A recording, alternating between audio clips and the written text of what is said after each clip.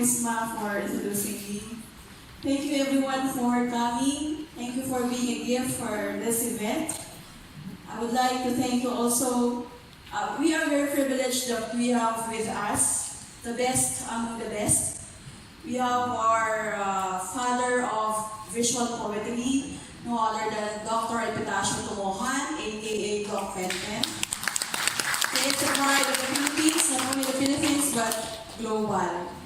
And we have also our Assistant Schools Division Superintendent, Dr. Melissa Sanchez. We have our Debt Accounting, Planning and Development Coordinator of Provincial Government of Tarlac, Dr. Krishna Benaventura.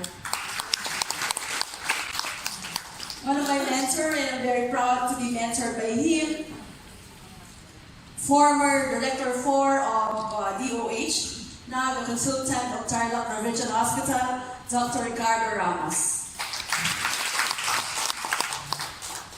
And a friend, and also a gift, Dr. Marilyn Pascua, David Tarlac Province Public Schools District Supervisor.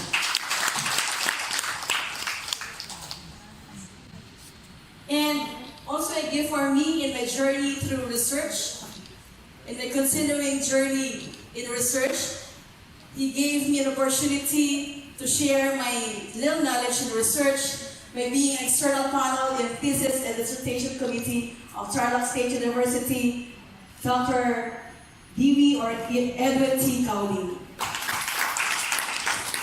And sharing also these moments, a friend, Dr. Harris Ko, co-runner, and from Girl Scout of the Philippines, Tarlac chapter, and students from Tarlac State University, colleagues from David Tarlac Province, and also thank you for my new gift, the Ukulele Club Tarlac. This is just at the beginning, Ma'am, Sir, and maybe another launching for this coming months. Thank you for attending this event. Thank you for being a gift in this journey, and I hope that you will be excited. You will be excited for the coming activities because we have the best among the best for this event. And later on, the founder of Toastmasters Club in the Philippines is also joining us, and her colleagues. So I want you to enjoy today's event while we are waiting for other guests. Good morning once again. College of Public Administration and Government of Tarlac State University. It is my honor and privilege first to introduce our guest of honor speaker. When his credentials came to me, it was a 4-page credential, so I really don't know how to digest it. But nonetheless, I will not digest because everything is worth mentioning. Okay? Our full salute to the poetry heart of the world, to the home of the father of this world poetry, the Philippines, hail the Filipino people. I want to quote the advice of Ethel P David to all Filipino poets: don't waste time, use it for better purposes. Ethel David said, I have not wanted to comment further because I am hampered by the absence of a letter in my keyboard, but let us just put a period on this matter. Judging by the time length, I became a friend of Doc Penpen Bugtong Takipsilim. So during those long years, Doc had gathered more international honors than any Filipino poet. Pinapalakpak po yan natin. Or not even our national artist.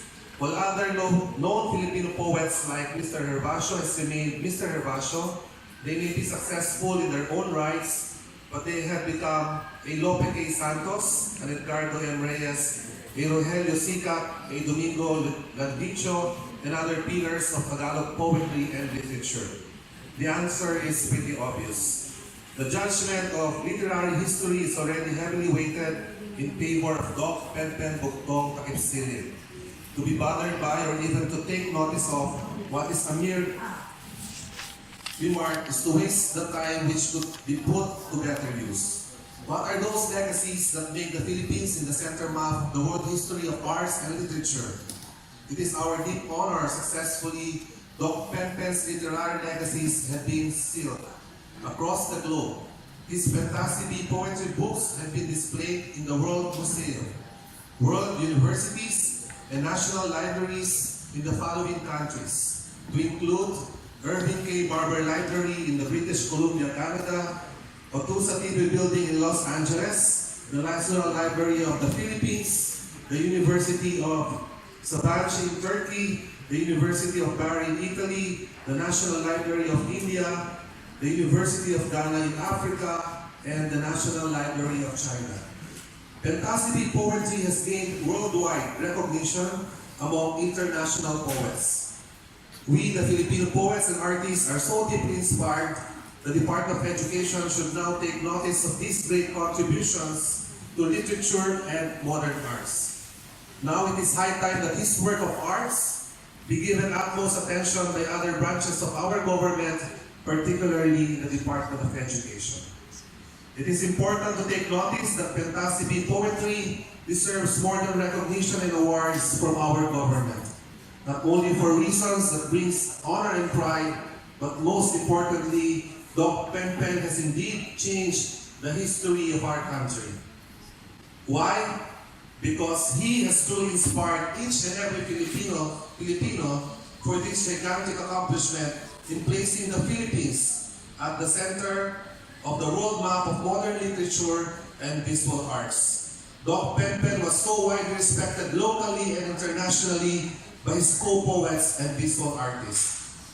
Take this serious note as our big pride for the Filipinos and in the world history of those great men who were recognized as fathers. We know most of them were Europeans. We know for the fact that there is no Filipino before him who had earned and gained international recognition of a title of father.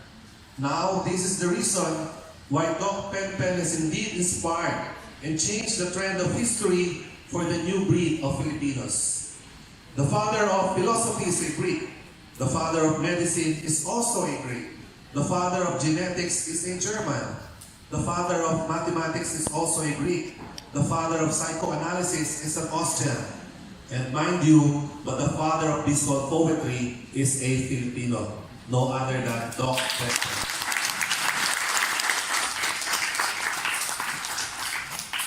His name is Doc Penpen Bugtong Takipsilim, and of course, the father of visual poetry in the Philippines, but his real name is Dr. Epitacio R. Tumoran. So he graduated with a degree in medical technology and specialized in anatomic pathology and a doctor of medicine.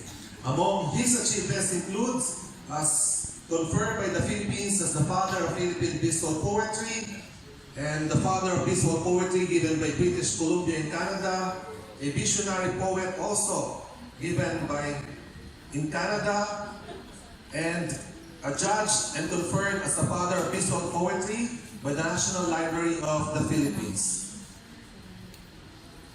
He was also given and honored in Turkey as the father of visual poetry. This is also in Italy. In Ghana, Africa also. And he was honored and recognized at Century Park Hotel by Filipino Movie Arts and Sciences with famous awards as father of visual poetry. Doc Penpen also received international recognition in India as the king of visual poetry. He is also revered and recognized in the Republic of Ghana with 3 Lifetime Achievement Awards as father of humanitarian poetry, father of visionary poetry, and the king of kings of visual poetry. He is also honored and a judge in the People's Republic of China as the father of visual poetry. Other achievements include his outstanding alumnus in career achievement in UERM College of Medicine, parangal ng natatanging anak ng Tanay awardee, and a famous awardee special citation on digital film making. It's also a historic event as father of visual poetry. The Pentasi Historical Forum in 2013 is spearheaded by the National Library of the Philippines, held at the National Museum of the Philippines. Composed of international panel of doctors in arts and literature, poets, laureates, published authors, professors, visual artists, students that steered to unearth the mysteries behind the magnum opus. convene, adjudge, and reaffirm Doc Penpen as the father of visual poetry. His magnum opus, creator of Pentasi B Poetry, 3-volume collector's edition book, published at the National Library of the Philippines, the Pentasi B 3-volume collector's edition, auction at $30,000 per volume in California. Gusto, mahal naman ang gawa ni sir. Burden and of course, but of course, his social responsibility doesn't end there because all proceeds were donated to the poverty-stricken Filipino students. Thank you. And that is the reason why we should be proud of being a Filipino. Mabuhay po ang pambansang atlata ng Pilipinas, mabuhay po ang mga Pilipino, mabuhay po ang lahat ng iba't ibang mga makaka sa lahat ng panig ng mundo, mabuhay po ang ating guest of honor and speaker, Doc Penpen.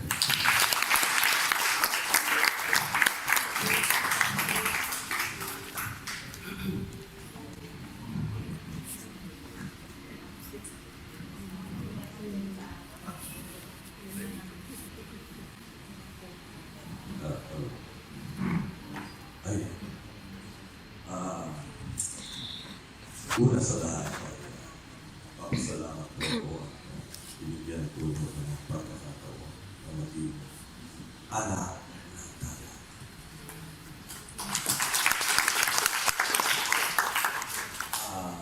Ikaw ay nagpapasalamat ako kay Luz na actually naging inspirasyon din na napakaraming nakaka na members na Pentasi. Pasalamat din po ako sa aking mga kamag-anak ng mga doktor na siya, Dr. Of course, a very beautiful man, priest. And of course, malapit na yung Pasko si Ma'am Pasko. At ang kalapit na napagagawa kasi nilis. Salamat sa aking mga kamag-anak.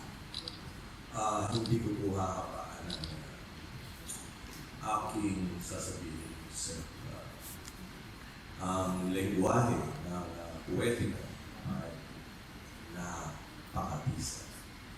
At I remember during the time where I was writing poetry and I thought walang magbabasa. Kaya natutuwa ako meron isang Canada noon na pangalan niya ay Shernas. Siya aking malubha at marugtong na pinasasalamatan. Sapagkat siguro dahil sa kanya ay na-inspire ako. Kaya napakahalaga po pa yung word na inspiration. Kaya naging mission ng Pentasi is actually tatlo. To inspire, to heal, and of course, to awaken. Yes.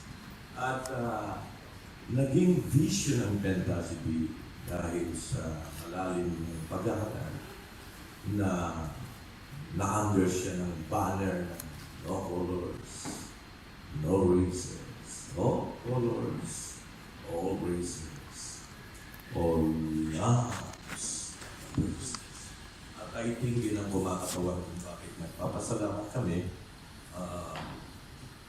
Narito yung aming mga members, iba't ibang panig ng mundo. Actually, I'm very proud that tayong Pilipino ay pinagkatiwalaan ng ilang mga magigiting na mga educators, poets, artists, like Kofi Annan, hindi nyo na itatanong ay naging honorary member ng ating Pentasi. Ako'y nagpapasalamat dahil lang siya, ayun, hindi nga naman siya itong latak, but si Prime Minister Narendra Modi ay naging member natin because Prime Minister Narendra Modi, hindi niyo matanong, ay isang poet.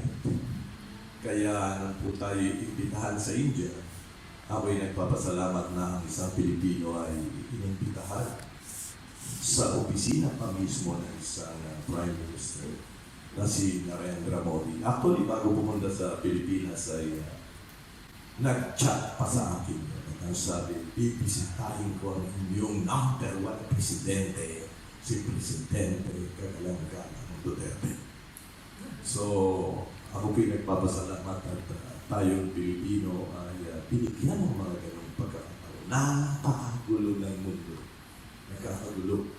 At sa iba't ibang panig ng mundo, halos malubha ang mga awayan ng nasyon sa kapwa nasyon. Kaya ako'y nagpapasalamat na may isang in-check na hindi ka naman siya pinandagan sa suddenly one day. Bigla na lang ng chance. At ang kanya daw dream ay ma-translate lahat ang poetry ng iba't ibang makata sa buong mundo. At lumapit siya sa akin. And she chatted me. Sabi ko, pwede mo ba akong tulungan? Dahil gusto kong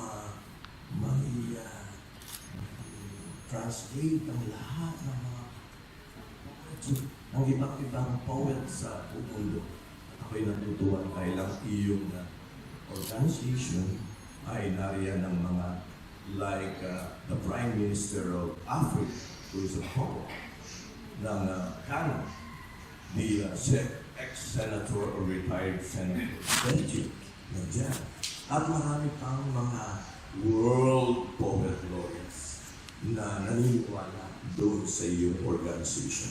So kung pwede, baka pwede, ipakilala mo ko sa kanila at pagkatapos may translate ko ang kanilang mga poetry into Chinese language. Then,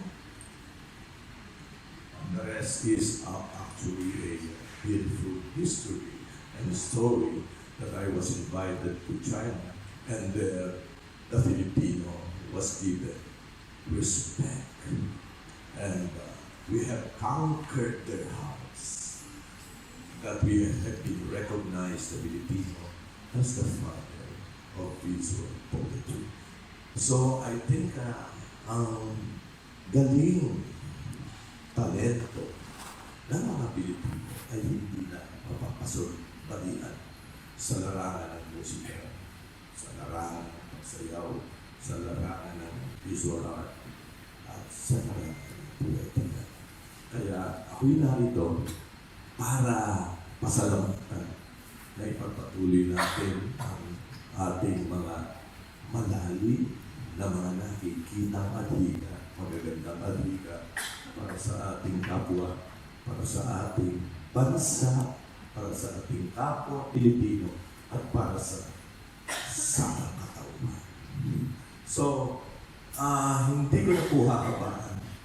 Basta ang aking masasabi ay salamat muna pala sa aking mga admin, si Admin Ethel, si kaibigan Dr. Prasad, Fred, at saka kay Joe, kay Ed Cordovilla. Hindi nyo natatanong si Ed Cordovilla is one of our best poet also in the Philippines.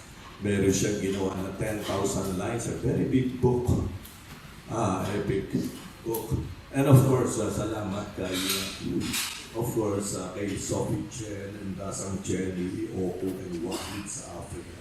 At I hope one day, ang ating governor dito sa Tarlac, sana matala natin sila lahat dito, you know, at mabisita ang ating State University one day. Masarap makita na, wow, meron isang napakaganda at napakaganda dito sa State University of Tarlac. Mangyayari yan. Because narito ang isa sa pinakamagaling ng makata, si Luzviminda, kasama ang napakaganda at napakagaling din mga makata, si Dr. Ramos, si Krishna, si Melissa, si Pasqua. So, lahat tayo ay tulong-tulong. Kaya meron akong isang gustong ibahaging tula na gusto kong tawagin ng aking anak na nagsisimulang ma-inspire tumula. Kaya tutulayin namin ito. Handog namin ito sa inyo po at saka sa ating mga kababayan taga-Tarlac at saka po yung mga kapwa nating makata. Pwede bang pumunta dito ang ating napakagandang anak na si Angelica? Yes, at meron kami tutulayin dalawa. tutulungan niya akong tumula. Okay. Hello? Eric? Yeah. Ay, oh. Nasaan ba yung ating kulay dalawa? So, actually, itong tula pong ito ay... wait.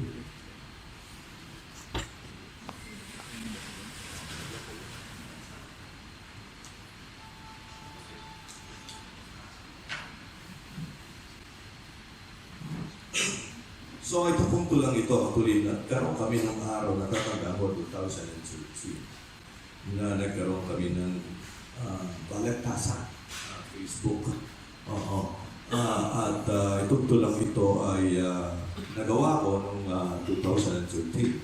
At ito ay aking pinangalanan or pamagat na di kaya ng tao na umibig.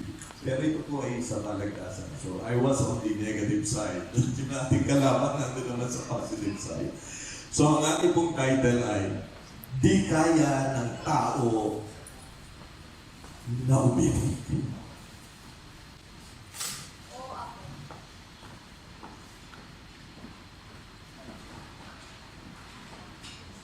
Oh.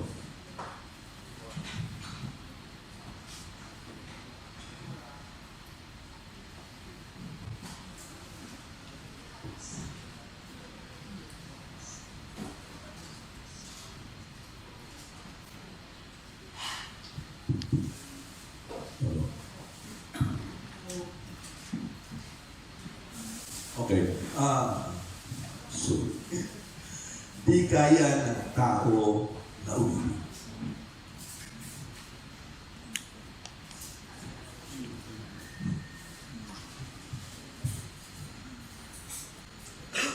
Oo ako, di ba ako? Narito nga, narito ba? Sa kamay ko ay nakita ang mga sala. Natuklasan mga bitag nitong aking daladala. Oo ako, di ba ako? Ako rin ba ang husga? Oo, ikaw. Di ba ikaw? Ang nagtanim nitong puno.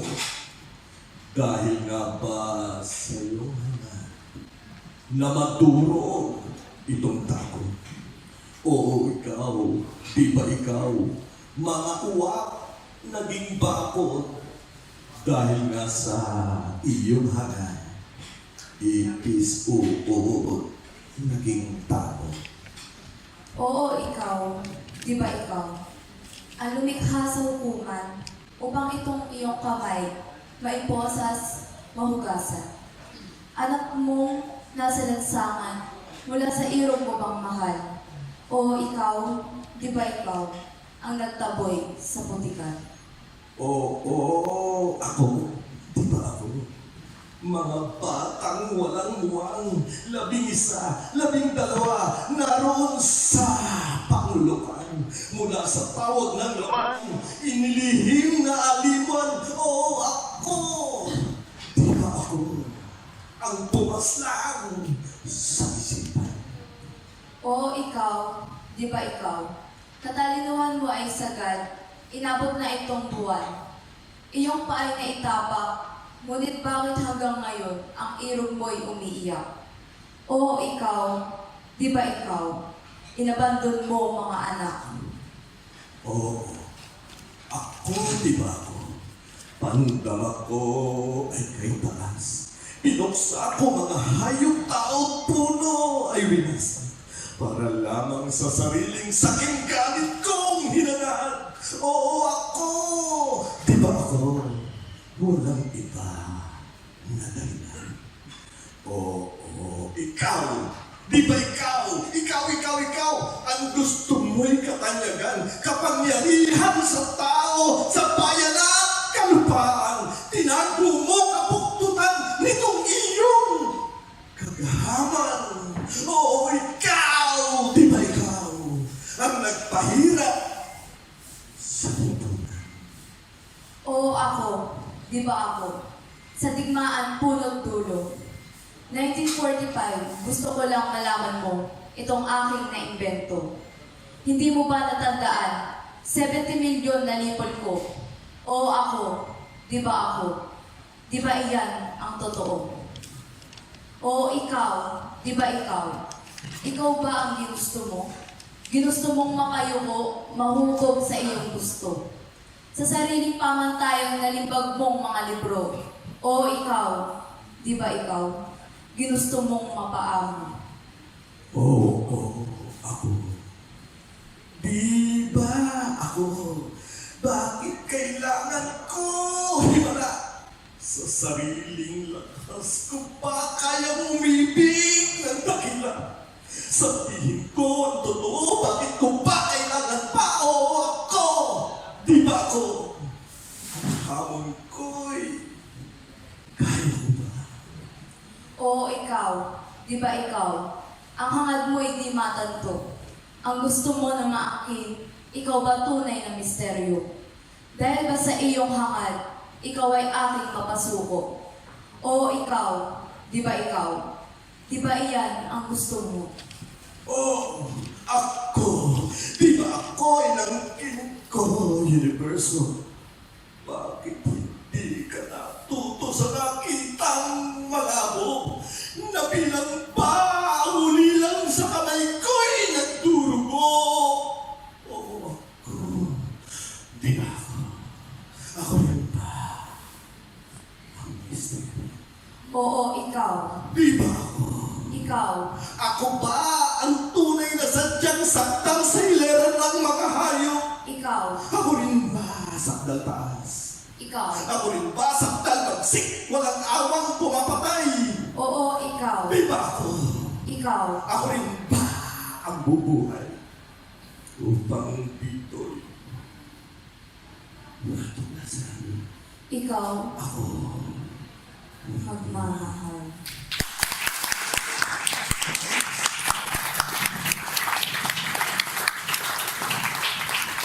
Maraming salamat. Mr. Tarlac sa pagbibigay sa akin.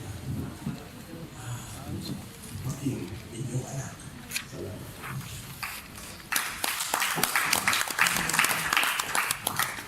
Di ba ako? Oo, ako. Bakit ako'y nagabay? Napakaganda ng boses ni Doc Ben, napatagalog tuloy ako.